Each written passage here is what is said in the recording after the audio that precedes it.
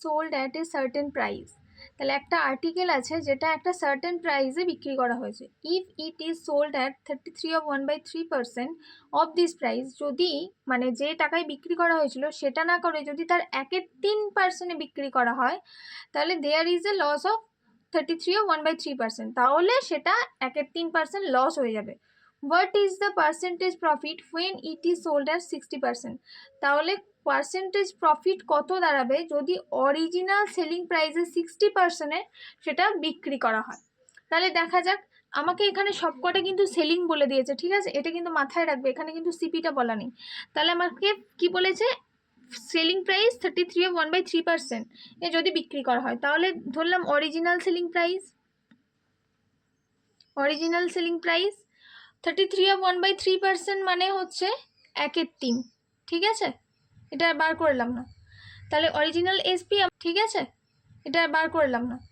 তাহলে original SP আমার যদি 3 হয়, তাহলে আমার নিউ এসপি কী হবে, যেটাই বিক্রি করার কারণে এইটা লস হচ্ছে, তা নিউ এসপি হচ্ছে 1।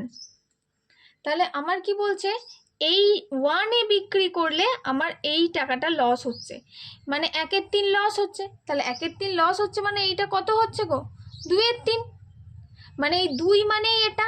তাহলে আমি যদি সিপি বার করি, আমায় কি করতে হবে, 2 মানে যদি 1 হয়, 2 মানে কি, এই যে 1/3 লস হচ্ছে মানে ও 2-এ বিক্রি করছে, তাহলে আমার এই 2 মানে যদি 1 হয়, তাহলে 3 মানে কত, আমার এটা সিপি বেরিয়ে গেল। আর এখানে কি বলছে, এসপিটা বলেছে 60%, তাহলে এসপিটা বলেছে অরিজিনাল সেলিং প্রাইসে 60% বিক্রি করলে কত প্রফিট হবে। তাহলে আমি যদি এসপিটা দেখি, আমার এখানে অরিজিনাল এসপি হচ্ছে 3, তাহলে 3-এর যদি আমি 60% করি, তাহলে আমার সিপি আর এসপি করলেই তো আমি এখান থেকে প্রফিটের রেশিওটা পেয়ে যাব। এটা ধরলাম সিপি আর এটা হচ্ছে এসপি, এটা রেশিও বার করছি। তাহলে এই 3 কেটে গেল, আর এখানে তাহলে পড়ে থাকছে 6 2 12, আর এদিকে 10টা এদিকে চলো 10, মানে আমার সিপি 10 এসপি 12। তাহলে এখান থেকে আমার কি বেরিয়ে গেল, 10 মানে যদি ক্রয় মূল্যের ওপর 2 টাকা লাভ হয়, তাহলে কত পার্সেন্ট লাভ হচ্ছে, 20%। তাহলে অ্যান্সার বেরিয়ে গেল 20%।